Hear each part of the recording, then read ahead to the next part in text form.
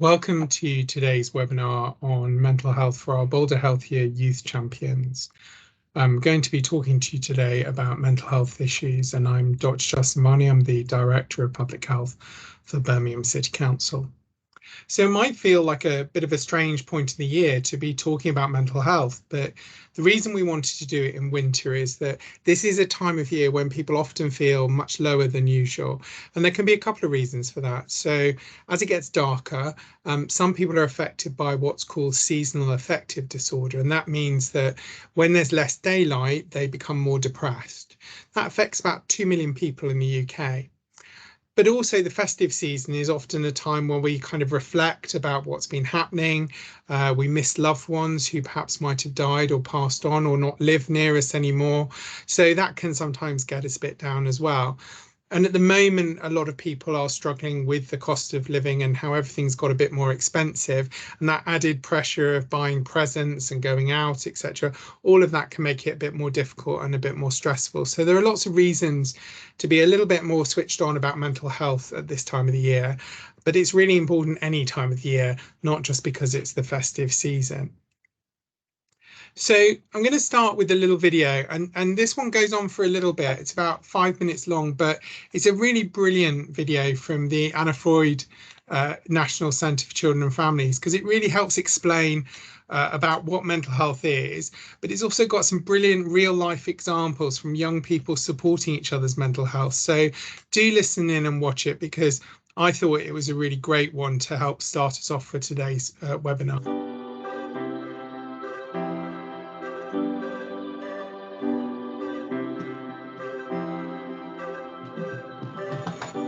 You can't tell how someone feels just by looking at them or what they share online. To the outside world, our lives may look perfect, even if in reality they aren't. I'm always worrying about doing well at school, and with the end of year test coming up, I'm not sure how much longer I can cope. My thoughts swarm around my head, sometimes keeping me up all night. Some days it's just all too much, and I feel like I'm lost in space. When I did badly on one of my tests, I just about kept it together until I got home. Then I broke down crying in front of my mum. She listened for a bit, and then she told me that, just like physical health, we all have mental health. It's our feelings, our thinking, our emotions, and our moods. She then said that feeling down, angry, and stressed is a normal part of life, just like it's normal to feel happy, confident, and carefree sometimes. We all have positive and negative emotions that come and go based on what's happening around us. These are everyday feelings. Good mental health means experiencing negative emotions. It's not always about being happy. Mum can relate to the feelings of stress. So when Mum suggested I take a break from everything and do something I enjoy, I actually took her advice. So I made myself a hot chocolate, snuggled up in a duvet and watched a film. And you know what? Afterwards, I felt so much better. Mum should take her own advice. Most of us only ever share the good things. We don't like to share how we really feel. Every morning when I wake up, negative thoughts stream through my head. Getting out of bed and pretending I'm okay takes all the energy I have. As the day goes on, the negative thoughts turn from a stream into a river.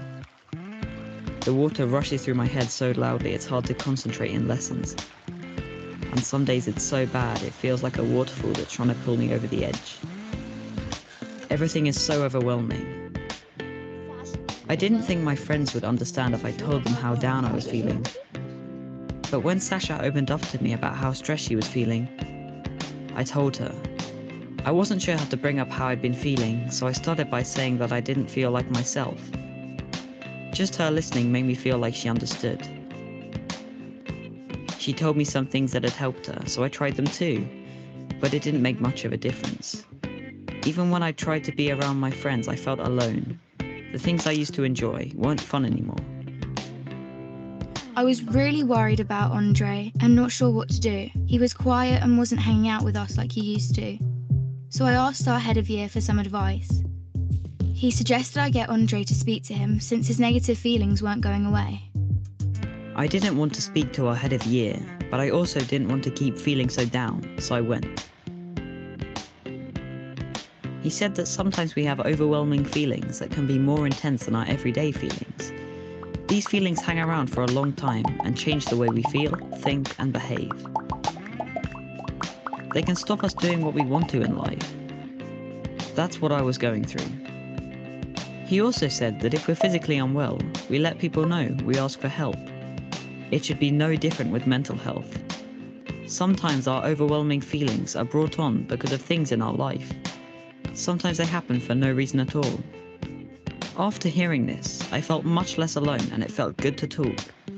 Scientists have found exercise can help when you're feeling low, so our head of year encouraged me to sign up to the school football club, which Sasha was already in. I still have days when the river is there, but now I'm beginning to understand my mental health. I'm learning how to cope. Our head of year reminded me that my friends, family, teachers, and lots of others at school are there to help just as much as he is. I had no idea the people around me could be so understanding. And while it's not always easy to talk about my mental health, the person I'm talking to might be able to help. If you don't feel like talking, that's fine. You could try writing, sports, reading, art, music, playing with your pet, whatever makes you feel better. If you're the person someone talks to when they're struggling, just listen with no pressure or judgment. You don't have to have the answer. If you feel unsure about anything, you can speak to a trusted adult. Talking about mental health doesn't have to be difficult. After all, it's something we all have. So I thought that was a really good video to get us started, and really brilliant story actually from the two young people about how we can look out for each other's mental health and how talking about it can really make a difference. So we're going to talk a little bit more about that as we go on through the presentation today for you. So everyone has mental health. It's the same as physical health. We all have physical health. We all have mental health, and mental health and physical health interact. So if you don't have good mental health, you're never going to have perfect physical health. And similarly, if you haven't got great physical health, it's often difficult to keep your mental health positive. So there's a real interaction between our bodies and our minds. And mental health issues are very common. About 1 in 4 people experience a mental health issue every year.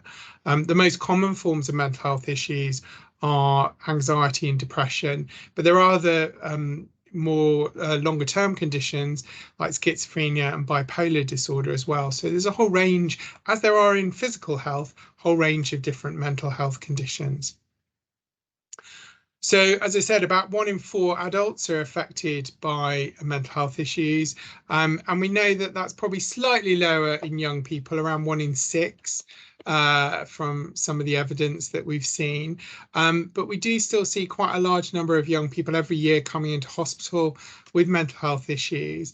And we know from some of the work we've done with young people, both in Birmingham, but also the national work, that many young people found the pandemic really hard. Working at home for studies, not being able to see your friends really had a bad impact on people's mental health. So a lot of people are still working through that, and that's still leaving some issues. We know there are some groups of young people who are particularly at risk of mental health issues, and particularly young people who experience discrimination. And a good example of this is lesbian, gay, bisexual and trans young people, where we know there are higher levels of mental health issues really caused by discrimination. And that's one of the reasons it's really important that schools and youth services are supportive of people as they're coming out and as they're forming their sexual orientation and their gender identity. We also know that young people in care can be particularly at risk of mental health issues, and that's why care leaver services are really important as well. But we know across some of the international work that actually mental health affects everyone, and there's not a huge amount of difference between different countries in terms of the number of people who are affected by mental health issues each year. There are different things that can affect mental health, and your mental health is a kind of interaction between your genetics, so that kind of code in your cells and your body that makes you, and the environment around you. So we can't do a lot about our genes. They're what we're born with. They're what make us.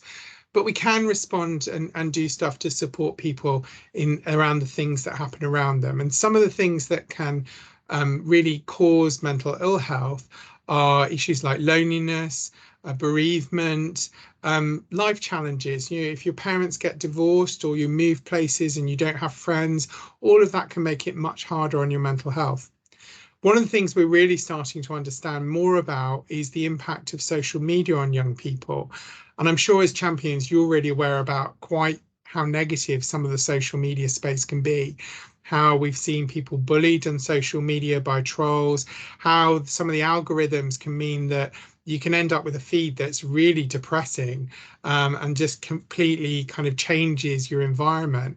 So being aware of that is something that's really people are becoming much more aware of now.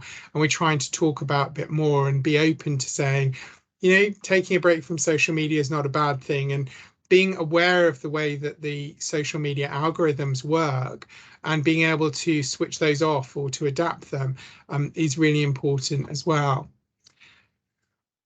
The next little video is a bit shorter, and I just wanted to touch on this because it talks a bit about anxiety. And I think many of us experience anxiety. And one of the things around mental health is often we have this image in our head of someone who's got a mental health problem, and it's a really extreme version. And the reality is all of us experience anxiety every day. There are things that happen. Sometimes they're trivial, sometimes they're huge, that stress us out. And I have to say, as an adult, it still happens to me, and there are still days where I feel really anxious about what's going on. So I thought this little video from Childline was a really good way of kind of getting your head around what's the difference between anxiety and mental health issues, and what can you do to try and manage some of the times those anxious feelings start to take control. Mixture of things. It can even come for no apparent reason. Helps if I start at the beginning. But the good news, so there we go. We're all different, and there are many different feelings we can experience at different times. Some are more well known than others, such as excitement or anger, but some can be harder to understand, like anxiety. Millions of years ago, we relied on anxiety to keep us out of harm's way. At the slightest sign of danger, our bodies would bring on this uneasy, urgent feeling to jolt us into action or get us to run away. These days, our bodies still try to protect us, but life's evolved. There are loads more things to worry about, and they have a habit of piling up without us noticing. Anxiety can feel like all kinds of things. That twisted, shaky feeling in your stomach, or the strange nervousness that makes you want to hide away from the world. It can make you tired, frustrated, and upset. Anxiety can start as a simple worry, but grow into a panic and convince you that you're losing it altogether. It can make you scared, restless, speed up your heart, but give you no explanations as to why it's happening. It might not feel like it, but anxiety is completely natural and can affect anybody for all kinds of reasons, like exam stress, family troubles, new places, or a mixture of things. It can even come for no apparent reason, but the good news is that you can reduce it, and the first step is to talk about it. Talking about how you feel is a great way to feel better. You don't have to face things alone. So if you ever want to get stuff off your chest, then you can contact Childline. They're there to listen. And that's a really important message, is that we're going to talk a little bit about what you can do as champions, but there are national helplines like Childline that are open all the time to help people. So if you ever experience issues with your own mental health, Childline's a really great service, and it's really brilliant for supporting young people to talk about what's going on in their lives. The next short video, and I know it feels like a lot of videos today, but I thought they were really brilliant ways of communicating and sharing with you some of the things we're talking about, comes from young people in Barking and Dagenham. And this video was created by Barking and Dagenham Youth Group to talk about mental health and some of the stories, myths and issues that are out there. So let's have a watch of the video.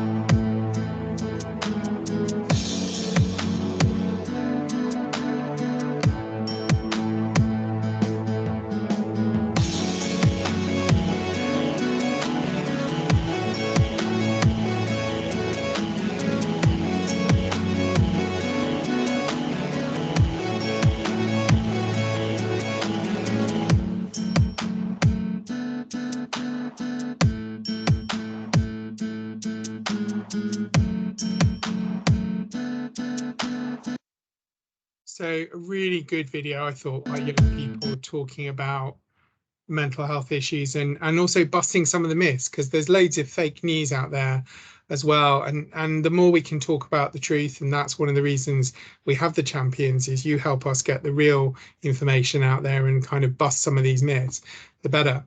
Before we go into what the ask is of the champions in your role, I really want to just spend a little bit of time talking about how to look after yourself.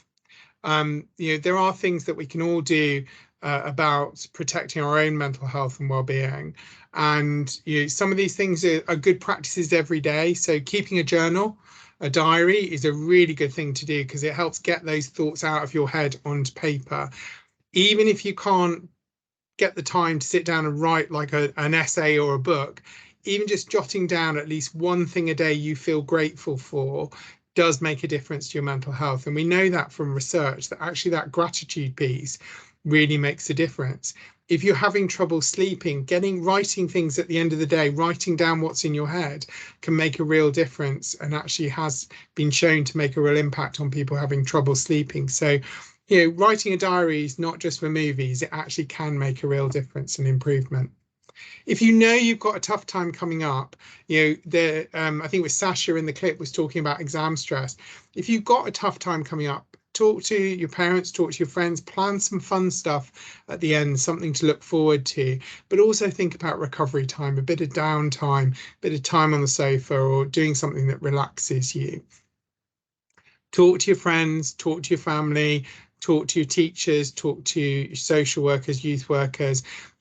If you are struggling, reach out for help. It's really, really important. One of the things we're trying to do with the champions by talking about mental health is taking some of the stigma out of it. I know when I was younger, I struggled with my own mental health, and many other doctors have. And one of the things we're trying to do is get more healthcare professionals to talk about the fact we're human too, and we have mental health like everyone else, and sometimes it's not great. And that's okay. That's important. We are talking about it. So you're not alone, and the more you reach out and get help early on, the easier it is, and the faster you'll get the support that makes a difference. In Birmingham, we've got a specific service to support people's mental health called Forward Thinking Birmingham. They run a helpline, but they also have a specific mental health service for young people, and that includes the Pause Cafe, which is a drop-in service. And there are a couple of sites now for Pause across the city. There's also a helpline. You can email them, you can text them. However you want to talk to them, reach out, they're there to help. There's also the National Young Minds Crisis Messenger Service. That's like a texting thing, which can be there to help. And Mind have also got some brilliant resources. If things are really bad and you're in crisis, though, this is the same as having a heart attack. It's the same as breaking your leg. If you've got a serious issue with your mental health, reach out for help. There is no reason why we should treat that any differently from a heart attack. And it is important that we see mental health in the same way we see physical health. We wouldn't expect young people to struggle along with a heart problem, or where they've broken a leg, or if they've taken something that's dangerous, you've taken a pill or something. So why do we think that people who've got a mental health crisis can cope on their own? Doesn't make sense. So here are some of the numbers and the resources to help if you're in crisis, and do reach out for help. So let's move on and talk about what the ask of you as Bolder Healthier Youth Champions is. So by now, I think many of you will be used to the format. We want you to talk about mental health. We want to talk about mental health with your friends, in your school, in your youth group. If you're part of a sports club or a dance club, we want you to talk about mental health, because we know that talking about mental health matters. If more of us talk about our own mental health, we talk about mental health as an issue, as a topic, as something to discuss, then people who are struggling with their mental health feel more comfortable being able to reach out for help. And as you saw in the clip at the beginning, because Sasha talked about her mental health, one of her friends felt able to come out and talk about it.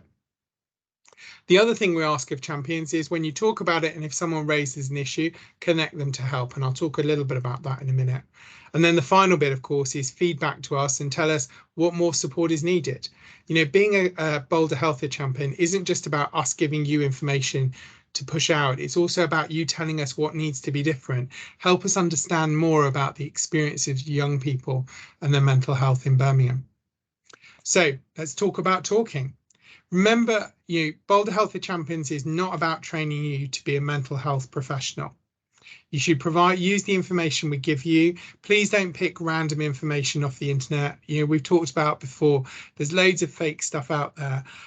Please only go to trusted services like organisations like Mind, the NHS, or the information we give you from the council. And it's important also that you don't try and become mental health workers. It's not for you to carry a caseload, for you to be someone's mental health nurse. There are people that are paid to do that. So make sure that you're connecting people into services and you're not holding on to personal information and trying to be a mental health worker.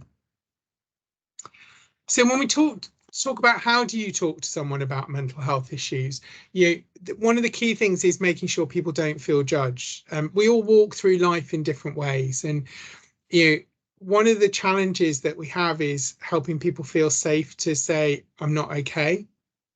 Lots of time we ask people, how are you? And everyone kind of comes out with I'm fine. It's a very British thing, I'm fine. When someone actually turns around and goes, you know what, I'm not fine. That's why you want to be ready for that, and you want to use those questions to open it up. If someone does turn around and say, I'm not fine, the best thing you can do is stay calm and focus on listening to them. And while you're listening to them, talk to them about what might help. One of the challenges we have when we're down is we often stop doing the things that make us happy. We stop doing the things that keep us healthy.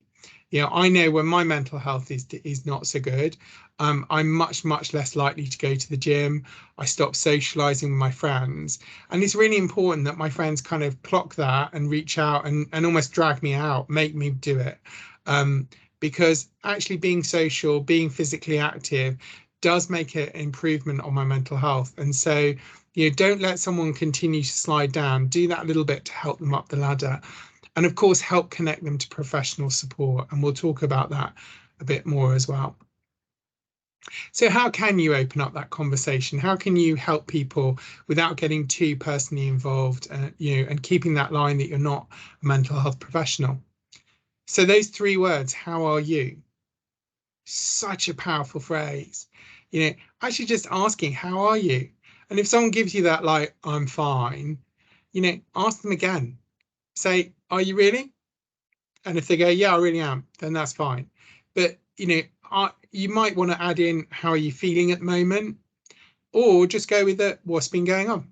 Tell me a little bit about how your life is at the moment. And as you listen to what they say, if you start to pick up signs that make you worried, or you think, probe a little deeper, you mentioned some things which make you think you might be a little bit low at the moment. Is that right? Help me understand it. Would you like me to help signpost you? I do this thing, Boulder Healthy Champions. Are there some things I could do to help connect you to people where you can have that conversation? Because, we're mates, you might not want to have it with me, but there are plenty of people who are trained and can support you. And then act. So it's ask, assist, and act, and help connect people to the services that can help. We include in the slide deck for you a couple of examples, and this is a story from Lincolnshire about Becky, who works as a peer support worker, children, young people's mental health. And she talks a little bit about the importance of self-care. And that's why I did that self-care bit at the beginning. And she talked about how she was beating herself up because she was struggling to do the basics and her mood was dipping. And often when we're someone who is naturally a helper, or we're in a position like being a champion, we kind of feel we have to be invincible. And no one has to be invincible. So this is really powerful, because Becky's talking about the fact that she was struggling with her own mental health, and she was a peer support worker working in mental health services with other young people. But what was brilliant was that, she acknowledged this, and actually because she started to have conversations and she reached out for help, she was able to kind of talk about her mental health and start to develop some strategies to stop that downward spiral, to start to connect with other people and start to get on top of things and start to rebalance her mental health. And, that's a really important message, is that because you have a mental health issue doesn't mean it's going to last forever. And like physical health conditions, there are things that we can do to help. Not all mental health is inevitable, and not all of it's going to last forever. And actually, if you work with professionals, you can learn coping strategies. There are medications and treatments. But the main thing is actually we know that the talking therapy, that talking with someone who's trained to help you explore your feelings, your emotions, and how they're interacting with your genetics to create your mental health, does make a really big difference. It's why there's been such a big investment in talking therapies over the last couple of years. So where we're asking you to connect with people and connect them with services and support, this is a really important part of being a champion. It's not just asking the question, it's going, and so what am I going to do about it if someone says they've got a problem? And as we've said it before, in Birmingham, that Forward Thinking service or Forward Thinking Birmingham, is always a great place to start. There's information around eating disorders, mental health issues, specifically there's support around exam stress, lots and lots of different angles and different information in there. There's also the crisis text messenger that I talked about before, and there's Mind as well. And there are other national charities like Calm Zone as well that are brilliant in supporting young people's mental health. Here's an example from Katie, and she talks about raising awareness and connecting people. And actually, her kind of experience was that she didn't know that there was any help out there, particularly not any help for young people. And I think that's one of the things that I'd really want to get across to you as youth champions is, there is special support for young people. We've also in Birmingham invested quite a lot in peer mental health support for young people. We've put money into training some of our youth service and youth workers and charities working with young people around mental health awareness, because it is a different way to talk about mental health. And it's quite different talking about mental health with someone who's 16 compared to someone who's 65. And we know most young people don't want to have to go into a service which is the same as the service for granny and granddad or even for their parents. So there are these specialist services available, and actually helping people know that is a really important thing. And Katie talks about being really shocked knowing that help was available, and that once she started to get into it, it made a difference. And that's exactly why the connection part of being a champion is so important. The rest of the slides of the connection give you some more detailed support, both for young people, but also around some of the issues that affect young people and can affect mental health. So they're there for information, but I'm not going to dwell on them in the webinar, and you can look at them afterwards and go through to the links. One thing I would just say is that social media tips at the end, really important thing. We know from some of the really sad cases, unfortunately, across the country at the moment, of young people who've been really negatively affected by social media. Please don't be afraid to block people, to mute people on your social media. There are some really good resources now about how to stay safe in social media, but also how to not let it overwhelm you. Unfortunately, the way that the algorithms work mean that if you're having a bad day and you happen to look at something which is depressing, that if you do that a couple of times, it starts to then just fill your feed with depressing stuff. And then that makes you more depressed. So we're now starting to really understand that a little bit better. So do take some time to think about that social media angle, because I think it is something that affects more of us now than it has before. The final ask of you as a champion is feedback for us. Please tell us, having watched this webinar, what do you think? What would you like more information on? What would you like support around? As you go out and talk to your friends in your schools, to your youth groups, to your dance clubs, your sports clubs about mental health, what are you getting fed back? What are people saying to you? We really want the champions to be a two-way conversation. So please feed back to us after this webinar. What do you think through the email to the Boulder Healthy Champions team? So finally, thank you for being a champion. Thank you for being part of the work to improve the health and well-being of young people in the city. Thank you for being an activist, for being a young person that wants to make a difference. That's what Boulder Healthier Champions is about. Please help us promote this to your friends. The more of you are, the further our reach, the more difference we can make. And thank you for taking time to be part of making Birmingham a mentally healthy city and making things better for everyone who's affected by mental health. So I hope it's been useful, and I hope you're going to put it into action for us and be part of a really mentally healthy city for the future. Thank you.